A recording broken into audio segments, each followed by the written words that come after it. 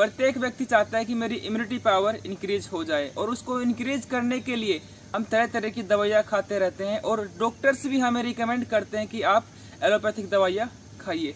और उनको खाने से हमारी इम्यूनिटी पावर तो इतनी सी भी नहीं इंक्रीज होती है, बल्कि हमें अनेकों प्रकार के और रोग हो जाते हैं।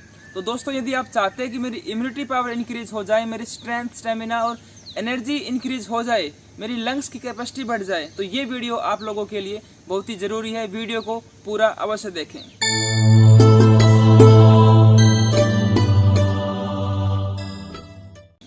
नमस्ते दोस्तों, मैं आनंद आर्या आप सभी का स्वागत करता हूं।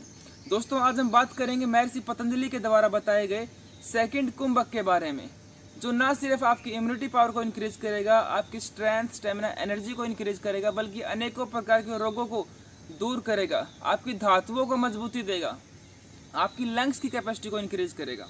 ठीक है दोस्तों, तो चलिए शुरू करते हैं और जानते हैं कि अभ्यंतर प्राणायाम, जो कि महर्षि पतंजलि के द्वारा बताया गया है, सेकंड कुंभक है, जिसे हम कुंभक के नाम से भी जानते हैं, वो क्या है, कैसे करना चाहिए और कौन कौन सी उसकी सावधानियां हैं। सबसे पहले हम इस कुंभक की विधि को समझ लेते हैं और फिर सभी बातें करेंगे। तो इस कुंभक को करने के लिए आप एक स्थिर और सुखपूर्वक आसन के अंदर बैठ जाइए, जिसके अंदर आप बिल्कुल कंफर्टेबल रहें। कमर गर्दन सीधी, दोनों हाथ घुटनों पर, चेहरे पर प्रसन्नता के भाव और आंखें बिल्कुल कोमलता से बंद। 2 से 3 लंबे गहरे श्वास भरें, श्वास को सामान्य करें और चेहरे पर प्रसन्नता के भाव रखते हुए एक संकल्प लें कि जब तक मैं इस कुंभक को करूंगा, इस प्राणायाम को करूंगा या करूंगी, तब तक मेरी सभी इंद्रियां, मेरा मन इस कुंभक के अंदर ही लगा रहेगा, कहीं बाहर और नहीं जाएगा। ठीक है, तो सभी इंद्रियों को और मन को कंट्रोल में करते हुए इस कुंभक को आप करें। ठीक है, देखिए, इसके बाद आपको एक लंबा गहरा श्वास भरना है। श्वास को भरने के बाद आपको मूल बंद का अभ्यास करना है। ठीक है, मूल बंद को ऊपर की तरफ खींचना है, गुदाद्वार को ऊपर की तरफ खींचेंगे और फिर खींचने के बाद पेट को सामान्य रहने देंगे और चिन को लॉक कर देंगे।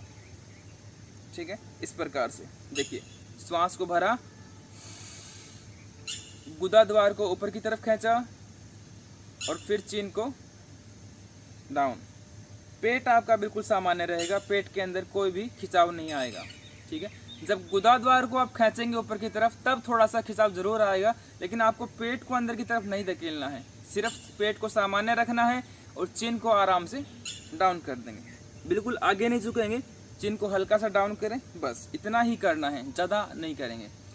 ठीक है, तो जब तक आप श्वास को रोक पाते हैं ऐसे करके इस स्थिति के अंदर, तब तक आप श्वास को रोक के रखें। आपका श्वास अंदर भरा हुआ है, तब आपने मूलबंद को लगाया हुआ है और जलांतर बंद को लगाया हुआ है। ओके, अब आपको श्वास को रोक के रखना यथाशक्ति, जब तक आप रोक कर रख सकते हैं, लेकिन श्वास को रोकने के नाम पर आप जबरदस्ती ना करें, सरलता से रोकना है। जितनी भी देर आप सरलता से रोक पाएं, सरलता से रोक के रखें और फिर धीरे से अब चिन को ऊपर करना है। मान लीजिए कि आपका श्वास अब टूट रहा है, तब आपको आराम से चिन को ऊपर करना है, श्वास को बाहर निकाल देना है और गुदाद्वार को नीचे की तरफ रिलैक्स छोड़ देना है। तो ये हुआ एक राउंड। ठीक है, श्वास को भरा, गुदाद्वार को ऊपर की तरफ खींचा और चिन को लॉक किया, यथाशक्ति सरलता से रोका, और जब श्वास टूटने लगे तब आराम से चिन को ऊपर किया, श्वास को बाहर निकाला और गुदाद्वार को नीचे की तरफ छोड़ दिया। तो ये विधि है, इसको आप अच्छी प्रकार से समझ लीजिए। ओके, आराम से ही करना है, जबरदस्ती बिल्कुल भी नहीं करनी है कि आपका श्वास अब टूट रहा है और चिन को भाई ऊपर करना ही नहीं है, ऐसा नहीं करना है। जब श्वास टूटने लगे तब आराम से चिन को ऊपर कर लीजिए और आराम से श्वास को फिर बाहर निकाल दीजिए। ठीक है, तो जितनी देर आप कर सकते हैं बिल्कुल सरलता से ही करें, जबरदस्ती बिल्कुल भी ना करें। स्टार्टिंग में आप इस कुंभक को सिर्फ 3 या 4 बार ही करें, ज़्यादा बार ना करें। जैसे जैसे आपका अभ्यास बढ़ता जाएगा फिर आप इसको बढ़ा सकते हैं। जिस प्रकार से हमने फर्स्ट कुंभक के बारे में बात की थी, बाह्य कुंभक के बारे में, ये सेम उसी प्रकार से है। दोनों ही कुंभक बहुत ही ज़्यादा शक्तिशाली हैं, आपकी स्ट्रेंथ, स्टेमिना, एनर्जी को बहुत ज़्यादा ही इंक्रीज कर देंगे। अभ्यंतर कुंभक मेनली काम करता है हमारे पंच प्राण और पंच उप प्राणों के ऊपर।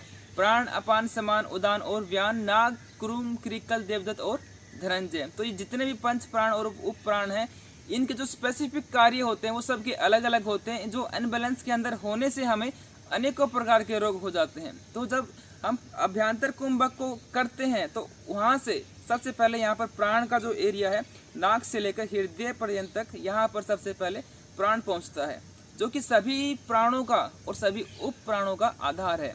जब ये प्राण का एरिया बैलेंस के अंदर आ जाता है, उसके बाद सभी जितने भी प्राण बचे हुए हैं वो प्लस उप प्राण, वो सभी बैलेंस के अंदर आना स्टार्ट होते हैं।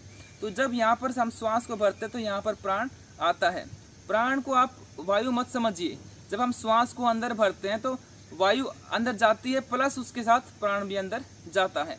तो वायु अलग चीज़ है और प्राण एक अलग चीज़ है, इसके ऊपर हम कभी फिर बात करेंगे। जब श्वास को अंदर भरते हैं तो लंग्स की कैपेसिटी इंक्रीज होती है, प्लस जो हमारी गैस ऑफ एक्सचेंजेज है उसकी कैपेसिटी इंक्रीज होती है, प्लस हमारे जो सेल्स हैं जो कि मेन इम्यूनिटी पावर के लिए काम करते हैं उनकी कार्य क्षमता बढ़ती है, उनकी कैपेसिटी बढ़ती है, जिससे हमारी फिर इम्यूनिटी पावर ऑटोमेटिक इंक्रीज हो जाती है, हमारी स्ट्रेंथ, स्टेमिना और एनर्जी इंक्रीज हो जाती है। इसके साथ ही अभ्यंतर कुंभक हमारी इड़ा और पिंगला नाड़ी पर कार्य करता है, हमारे जितने भी चक्र हैं उनके ऊपर कार्य करता है। ये तो बहुत सारे कार्य करता है। अब आपको एक काम करना है, सिर्फ इसका अभ्यास करना है। जब आप इसका अभ्यास करेंगे तब आप इसके प्रभाव को समझ पाएंगे। तो इसका अभ्यास करें और इसके प्रभाव को समझें, इससे जितने भी लाभ होंगे वो आपको मिलेंगे। ठीक है, तो आप इसका अभ्यास करें। मिलते हैं नेक्स्ट वीडियो में, तब तक सुखी रहें, स्वस्थ रहें। नमस्ते, धन्यवाद, जय हिंद, जय भारत।